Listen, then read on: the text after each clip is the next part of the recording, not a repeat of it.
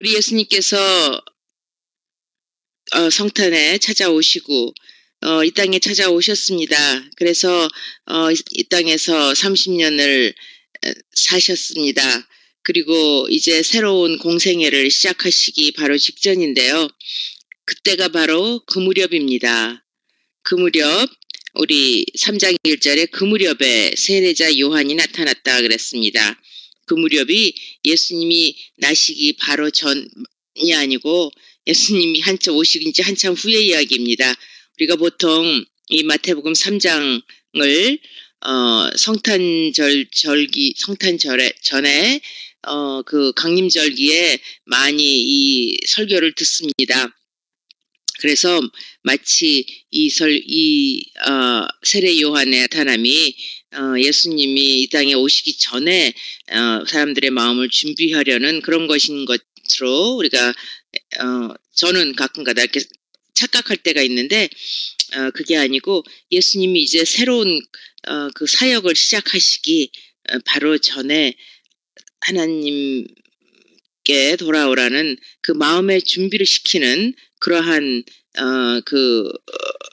준비를 세례 요한이 하는 것이었습니다. 그래서 예수님이 이 사역을 시작하실 때 예수님께서 이 땅에 오신 그 목적을 이루시기 그 전에 그것을 받아들이려는 마음의 준비를 합당한 준비를 하라는 선포를 하는 것이고 그 세례 요한이 요구하는 그 준비라는 것은 바로 회개였습니다. 그런데 이 회개란 말을 우리가 들으면 금방 우리는 이런 연상이 됩니다. 눈물 콧물 나고 대성통곡하면서 막 가슴을 치고 마루를 굴르면서 그렇게 하는 모습들, 그거를 많이 연상을 하는데요. 물론 우리가 그런 회개를 할 때 그런 현상들이, 그런 내용들이 함께 할 수 있습니다. 하여간 근데 어떤 사람들은 회개하고 시컷 울면은 정말 내 속이 다 시원해진다. 그런 말을 하는 것도 듣습니다. 물론 회개하면은 내 속에 있는 죄를 다 털어놓으니까, 그리고 또 눈물을 흘리니까 카타르시스 그 현상이 나타나서 마음에 어떤 해방도 되고 그렇게 기분도 상쾌해지고 속이 시원해지는 것은 사실입니다. 그런데 그런 것으로 그것이 다 회개는 아닙니다. 회개할 때, 깊은 회개가 있을 때 그렇게 눈물 콧물이 나기도 합니다. 그런데 회개란 것이, 진정한 회개란 것이 무엇인지 하는 것 오늘 잠시 더 생각해 보겠습니다. 우선 회개를 한다 하면은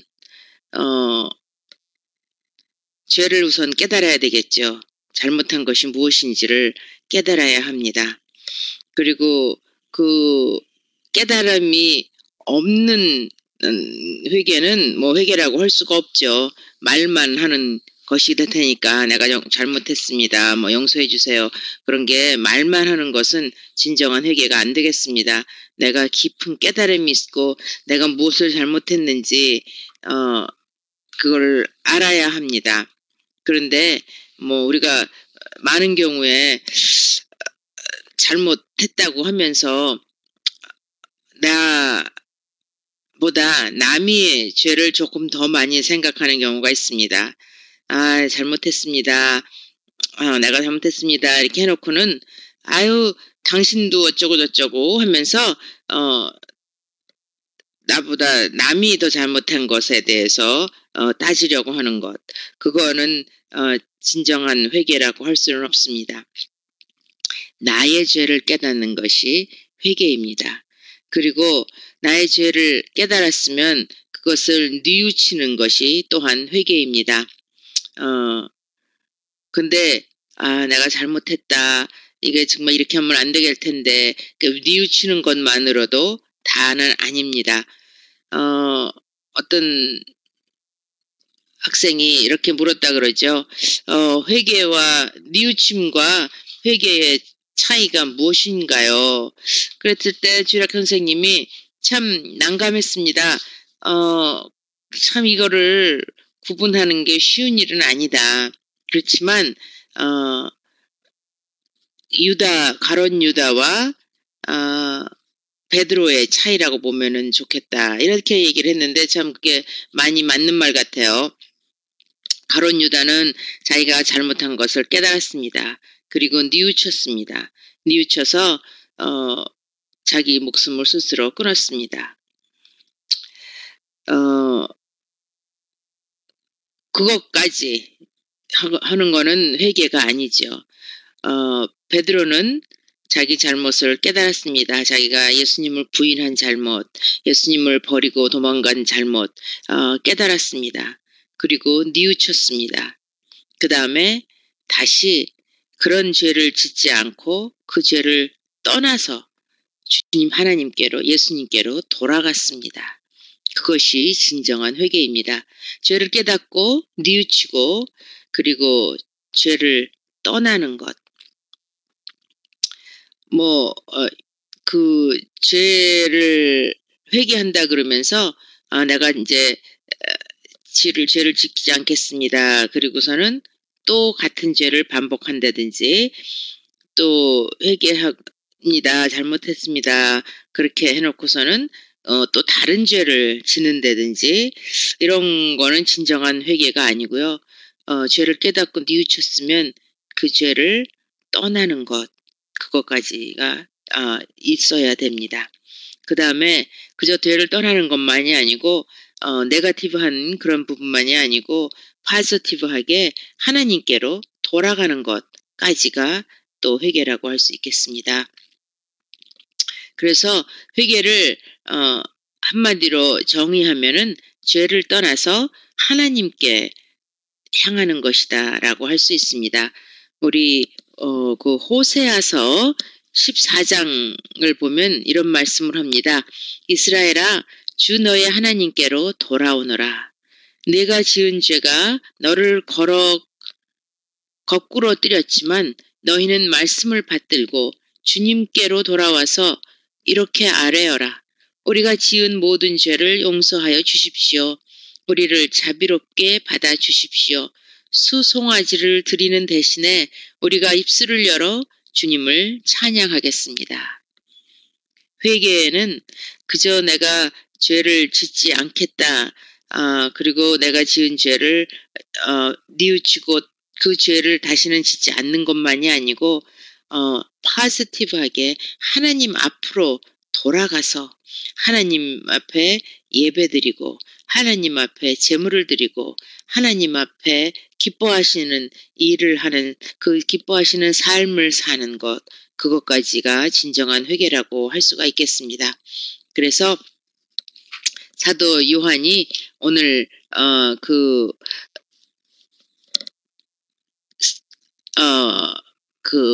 회개의 세례를 선포할 때에 세례를 받으러 오는 많은 사람들을 향해서 이렇게 외친 겁니다. 회개에 알맞는 열매를 맺어라. 회개에 알맞은 열매를 맺어라. 회개에 알맞은 열매를 맺는 것, 내 삶에 그 지난날의 모든 것을 끊고 삶 가운데 하나님의 은혜와 감격이 있고 하나님의 복음과 은혜를 경험하면서 하나님이 기뻐하시는 삶을 산다는 겁니다. 그래서 이사야서 1장 16절 17절에 보면 이렇게 회개의 과정을 이렇게 자세하게 설명합니다. 너희는 씻어라. 스스로 정결하게 하여라. 내가 보는 앞에서 너희의 악한 행실을 버려라. 악한 일을 그치고 옳은 일을 하는 것을 배워라. 정의를 찾아라. 억압받는 사람을 도와주어라. 고아의 송사를 변호하여 주고 과부의 송사를 변론하여 주어라. 옛날 일로부터 벗어나야지 되고 악을 버리고 악한 일을 그만둬야 하고 그냥 악한 일을 떠나려는 노력만 가지고는 되지 않고 거기에다가 선한 일을, 옳은 일을 하는 것을 배워야 합니다. 내가 악하지도 않고 선하지도 않은 그런 진공 상태로는 있을 수가 없습니다. 내가 선을 배우지 않고 옳은 것을 배우지 않고 악한 것을 그칠 수가 없습니다. 악한 일을 버리려면은 선한 일을 배우고 익혀야 합니다. 정의를 구해야 하고요. 그냥 단순하게 악에서만 떠나겠다 하는 그런 거는, 그런 소극적인 회개는 참된 회개가 아니라고 하겠습니다. 적극적인 회개는 옳은 일을 배우는 데 있습니다. 정의를 찾고 억압받는 사람을 도와주고 고아의 송사를 변호하여 주고 과부의 송사를 변호하여 주고. 그래서 에베소서 4장 28절에서도 도둑질하는 사람은 다시는 도둑질하지 말고 수고를 해서 제 손으로 떳떳하게 벌이를 하십시오. 그래서 오히려 궁핍한 사람들에게 나누어 줄 것이 있게 하십시오. 이런 말씀이 있는 것입니다. 그래서 키 작은 삭개오가 예수님을 영접했을 때 자기의 죄를 회개하면서 이제껏 많은 사람들에게 돈을 갈취하고 포탈한 그런 것들을 그저 잘못했습니다로 끝나는 것이 아니고 내 재산의 반을 내서 이렇게 내가 잘못한 모든 사람들에게 돌려주겠다 하는 그러한 모습으로 나아갔던 것입니다. 그게 바로 참 회개하는 모습입니다. 그래서 우리가 우리의 삶에 회개에 알맞은 열매를 맺는 그러한 2013년이 되었으면 좋겠습니다. 그래서 우리 예수님이 사역을 시작하시고 또 우리가 그 사역에 동참을 하는 그러한 그 삶이 되기 전에 우리가 정말 회개에 알맞은 열매를 맺는 그런 삶을 살아야 되겠습니다. 우리가 내 잘못을 돌아볼 줄 알고 그리고 거기에 뉘우침이 있고 그 잘못을 떠나면서 적극적으로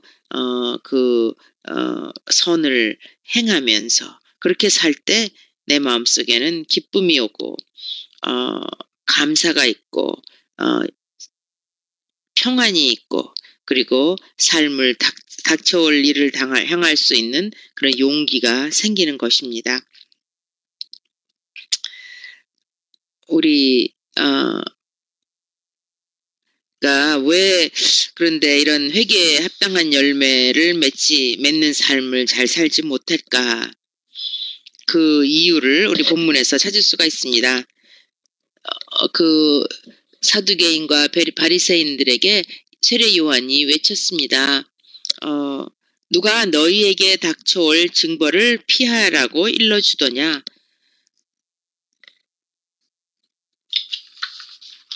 아니 너희들이 지금 회개한다 그러고 이 세례를 받으려고 하는 그 이유가 그저 하나님의 심판이 두려워서 그 하나님의 진노를 피하려고 하는 그러한 그 벌을 피하려는 그런 마음에서 나온 것이 아니냐. 이걸 이렇게 무언가를 닥쳐올 환난을 피하기 위해서 회개하는 것, 이거 진정한 회개가 아니지요. 또 여기 오늘 말씀에 보면 너희는 속으로 주제넘게 아브라함이 우리 조상이다 하고 말할 생각을 하지 말아라 이런 말씀이 나오는데요. 이렇게 정말 나는 하여간 예수님 믿으니까 아니면은 아니 그게 아니고 나는 내 부모님이 예수님을 잘 믿었었으니까 라든지 나는 목사니까 나는 목장직이니까 이런 거 가지고서는 안 된다는 거죠. 바로 내가 죄가 있으면 그 죄의 그 근본이 무엇인지 그거를 깨닫고 그리고 그것을 떠나서 하나님 앞으로 향해야 된다는 겁니다. 회개해라, 하늘나라가 가까이 왔다. 세례 요한이 외쳤고 우리 예수님도 같은 말씀으로 선포를 하셨습니다. 우리 삶 가운데 정말 깨달음이 있고 떠남이 있고 그리고 돌아옴이 있는 그러한 올 해가 되었으면 좋겠습니다. 제가 12월 달부터인 것 같아요. 그렇게 나도 모르게 어떤 어두움의 세력에 영향을 받고 있는 나 자신을 발견했습니다. 우리가 참 믿음으로 이기고 하나님의 그 섭리하심과 하나님의 은혜와 하나님의 그 긍휼하심에 대한 그 확실한 믿음이 있지만 허리케인 샌디가 지나가고 그 다음에 또 커네티컷에서 그렇게 무고한 아이들이 죽어가고 참 어두운 많은 소식이 들리고 주변에 수많은 사람들이 또 돌아가시고 병이 들고 하는 이러한 그 인생의 정말 고통스러운 많은 모습들을 보면서 나도 모르게 어떤 불만스러운 그런 마음이 마음속에 자리 잡고 있었던 것 같아요. 그래서 그걸 제가 어느 날인가 깨닫게 됐어요. 내가 쓸데없는 일에 짜증을 내고 화를 내고 있구나. 내가 나도 모르게 그 어두움의 그 세력 속에 내가 하나님의 임재 속에 하나님의 그 다스림 속에 있는 것이 아니고 그 어두움 세력의 다스림을 받고 있는 모습 있구나 하는 거를 제가 깨닫게 됐어요. 그리고서는 뉘우쳤죠. 그리고서는 이거를 내가 어떻게 해야지 되는가, 이걸 어떻게 해야지 극복을 하는가. 물론 하나님 앞에 뭐 잘못했습니다만이 아니고 내가 이것을 어떻게 적극적으로 바꿔야 될 것인가 생각을 할 때 성령께서 지혜를 주신 것이 내 마음속에 불평이 아니고 감사가 있어야지 된다 하는 마음을 주셨어요. 그래서 제가 이제 최근에 또 그때 마침 책을 한 권 읽게 됐는데 365일을 뭐 감사 편지인가 그런 그 책을 읽게 됐어요. 36 Days of Thank You Notes 것 같은데 그래가지고 그걸 읽으면서 내가 정말 감사를 적극적으로 감사해야 되겠다 하는 마음을 가지고 이제 노트에 감사 노트를 적기 시작했고 그 다음에 감사할 사람들에게 그 감사 카드를 보내는 거를 시작을 했어요. 그랬더니 정말 제 마음이 훨씬 밝아지면서 기쁨이 회복되는 거를 제가 요새 경험하고 있습니다. 그래서 역시 회개는 적극적이어야지 된다 하는 그런 깨달음을 갖습니다. 여러분도 오늘 이번 한 해 적극적인 그 진정한 회개하며 우리 주님께서 맡겨주신 그 사역들을 감당하시기를 바랍니다. 그렇게 사역하기 전에 준비되어야 할 것 적극적 참된 회개인 줄로 믿습니다.